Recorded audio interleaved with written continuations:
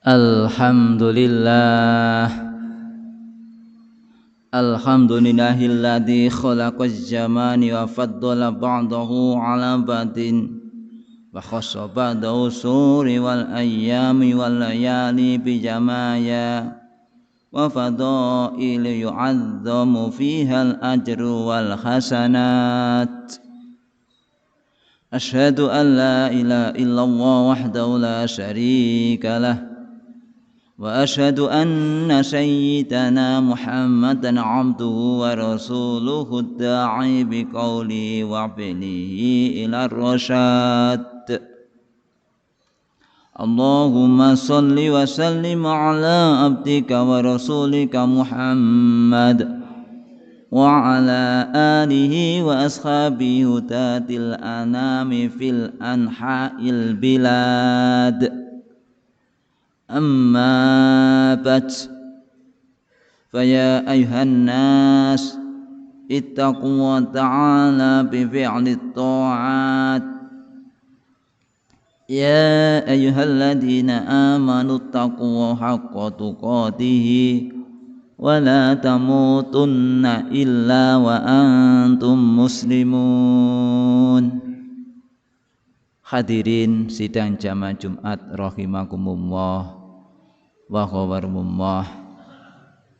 Terlebih dahulu marilah kita manjatkan rasa puji syukur kita kehadirat Allah Subhanahu wa taala yang telah melimpahkan kepada kita beberapa rahmat nikmat hidayah kepada kita sekalian, sehingga pada siang hari seperti ini kita semuanya bisa hadir di suatu majelis yang penuh berkah ini dalam keadaan sehat walafiat, tiada suatu kurangan apapun. Salatuhu wassalamuhu, salawat dan salam semoga tetap tercurah limpahkan kepada beliau junjungan kita Nabi Agung Nabi besar Muhammad sallallahu alaihi wasallam yang telah membawa risalahnya berupa ajaran agama Islam, agama yang benar, agama yang diridhoi oleh Allah Subhanahu wa taala, dan tentunya yang kita harapkan syafaat beliau nanti di akhirat. Ma'asyiral muslimin rahimakumullah. Selebihnya di sini saya akan berwasiat kepada diri saya pribadi. Mudah-mudahan wasiat saya nanti bermanfaat bagi kita semuanya. Yaitu pertama, marilah kita sama-sama meningkatkan iman dan takwa kita kepada Allah Subhanahu wa taala. Iman takwa dalam arti kita siap menjalankan semua perintah-perintah Allah dan dengan sekuat tenaga menjauhi semua larangan-larangannya. Karena hanya dengan bekal iman dan takwa inilah tentu hidup dan kehidupan kita selama hidup di dunia ini akan banyak menemukan suatu keberhasilan, suatu kemudahan, dan suatu kesuksesan baik di dunia maupun di akhirat nanti. Ma'asyiral muslimin rahimakumullah. Suatu hari Rasulullah bersama sahabatnya mendapati situasi krisis air. Hingga waktu sholat asar tiba, mereka yang berusaha mencarinya di berbagai tempat tidak berhasil memperolehnya. Air yang tersedia hanyalah air sisa yang jumlahnya tidak banyak atau sedikit sekali. Dalam situasi tersebut Nabi melakukan sesuatu yang membuat orang tercengang, terheran-heran dibuatnya. Rasulullah memasukkan tangan beliau ke dalam air sisa yang berada dalam sebuah wadah itu dan berseru kepada para sahabatnya, "Ayo mulailah berwudu. Barakallah datang dari Allah." Para sahabat menyaksikan di sela-sela jari Nabi memancar air. Para sahabat tak hanya bisa wudu dengan sempurna, tapi juga menghilangkan rasa haus karena air juga bisa diminum. Kisah ini bisa kita temukan dalam Umdatul Qori, yaitu Syarah Sahih Bukhari. Yang menarik dari cerita tadi adalah kata-kata Rasulullah tentang al-barakah minallah. Kita sebut menunjukkan bahwa berkah bersumber dari Allah, bukan manusia, air, pohon, matahari, atau lainnya. Meskipun objek yang diberkahi itu bisa apa saja, termasuk air. Dan jemari Nabi, krisis air bukan halangan bagi para sahabat untuk beribadah. Bahkan mereka bisa sekaligus menyaksikan mukjizat Nabi yang tentu kian meningkatkan keteguhan iman mereka. Jamaah sholat Jumat rahimakumullah. Dalam lisanul Arab, barokah dimaknai sebagai anma wa ziyadah, yaitu tumbuh dan bertambah. Sebagian ulama merinci lagi bahwa berkah adalah bertambahnya kebaikan, ziyadatul khair. Kebaikan yang dimaksud tentu bukan kenikmatan duniawi saja, melainkan tingkat kesadaran kita kepada Allah, taqarrub ilallah. Berkah dengan demikian tidak terkait dengan banyak atau sedikitnya harta benda yang kita miliki. Orang yang kaya raya bisa jadi tidak mendapat keberkahan hidup ketika harta bendanya justru membuatnya merasa perlu dihormati, umpamanya merendahkan orang miskin, berfoya-foya, atau untuk aktivitas maksiat lainnya. Sebaliknya, kemiskinan bisa mendatangkan berkah saat hal itu melatihnya bersabar, mensyukuri nikmat, atau bersikap baik kepada tetangga. Berkah juga tidak harus berhubungan dengan kesehatan, sebab kondisi sakit pun kadang bisa membuat orang introspeksi diri, muhasabah, tobat, zikir, dan mengingat-ingat hak-hak orang lain yang mungkin ia langgar. Meskipun sakit pun juga bisa berbuah malapetaka ketika seseorang justru lebih banyak mengeluh, mencibir karunia Allah, atau melakukan sesuatu yang melampaui batas. Tempat yang berkah tak mesti subur, sejuk, atau yang memandangnya indah. Buktinya Allah memberi keistimewaan kepada tanah Mekah yang gersang. Begitu pula dengan waktu yang berkah belum tentu saat hari raya atau hari berkabung. Tapi keberkahan waktu itu datang manakala segenap peristiwa di dalamnya membuat kita semakin dekat dengan Allah Subhanahu wa taala. Ma'asyiral muslimin, jamaah Jumat rahimakumullah.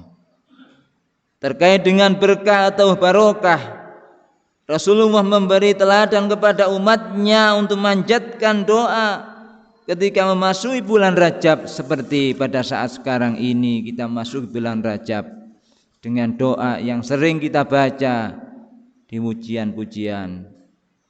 Allahumma barik lana fi Rajaba wa Sya'bana wa ballighna Ramadana.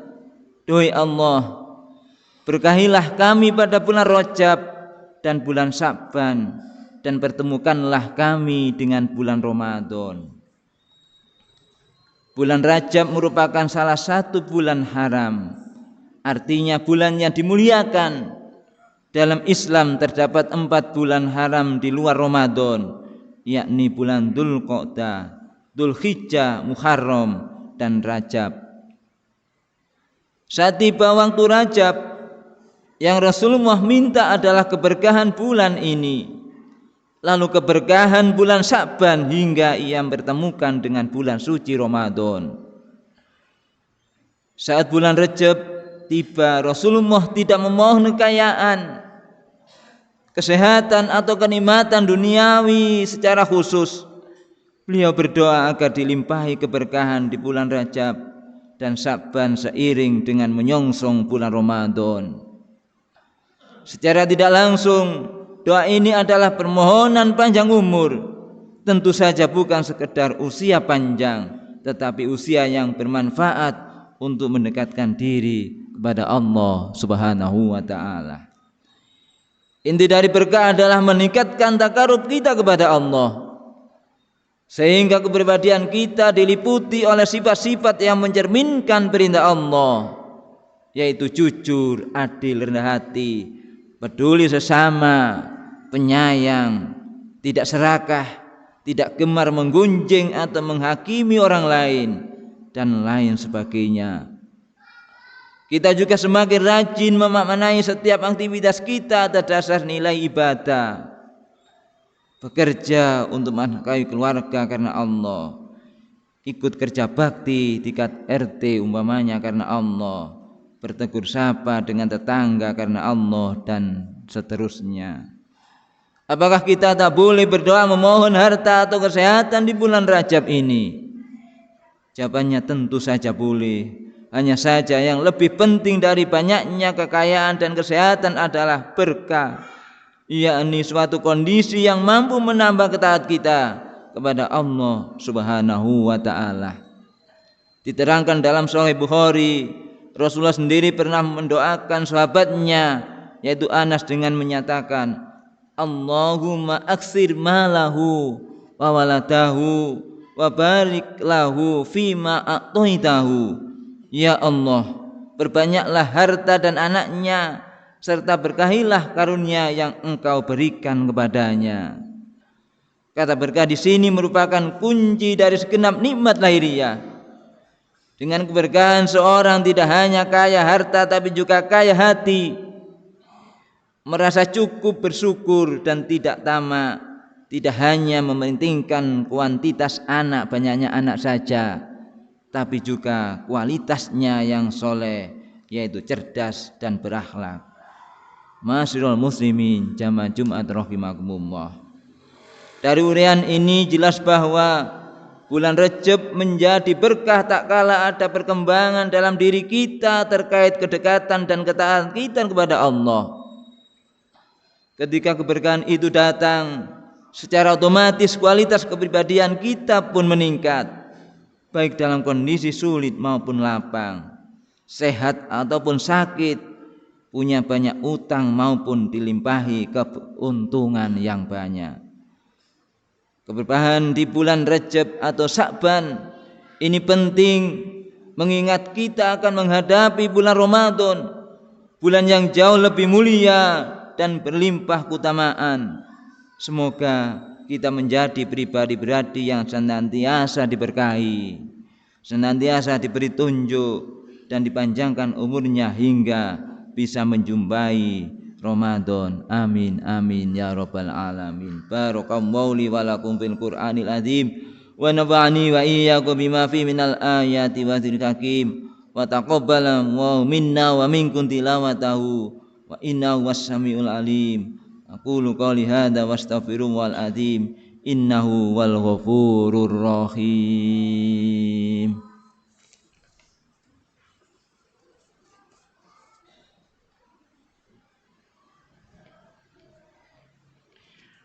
Allahumma sholli ala sayyidina Muhammad wa ala ali sayyidina Muhammad.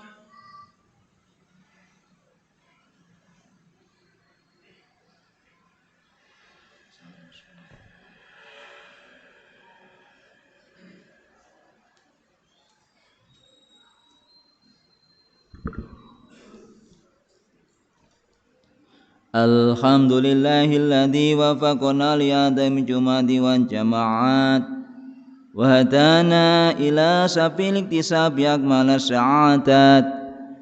Asyhadu an la ilaha illallah wahdahu la syarikalah rabbul aradina was samawat wa asyhadu anna Muhammadan abduhu wa rasuluhu muayyadu bi afdalil ayati wal mu'jizat. اللهم صل وسلم وبارك على سيدنا محمد وعلى آله وأصحابه ما تقبل الأوقات والساعات. أما بعد، فيا أيها الناس اتقوا وافعلوا الخيرات واجتنبوا عن السيئات، واعلموا أن الله تعالى أمركم بأمر بدأ في بنفسه وسن بملائكة مسبحات بقدسه، فقال عز من قائل: إن الله وملائكته يصلون على النبي يا أيها الذين آمنوا صلوا عليه وسلموا تسليما. اللهم صل وسلم وبارك على سيدنا محمد وعلى آله وأصحابه أجمعين وعلى التابعين وتابع التابعين وارض عنا معهم برحمتك يا أرحم الراحمين.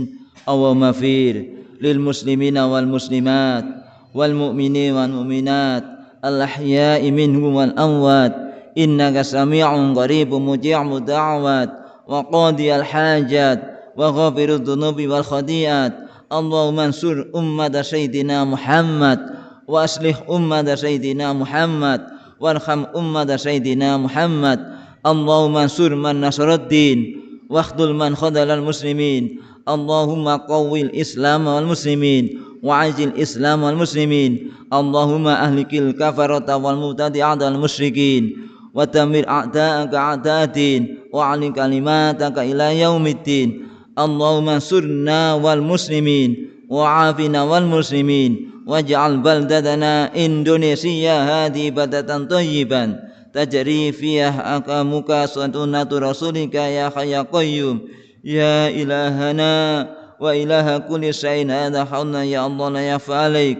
اللهم ادفع أن البلاء والغلاء والوباء والشر المنكر والبغي والسوء المختلف والشدائد والمحن ما ظهر منها وما بطن من بلدنا هذا خاصة ومن بلدان المسلمين عامة، إنك على كل شيء قدير.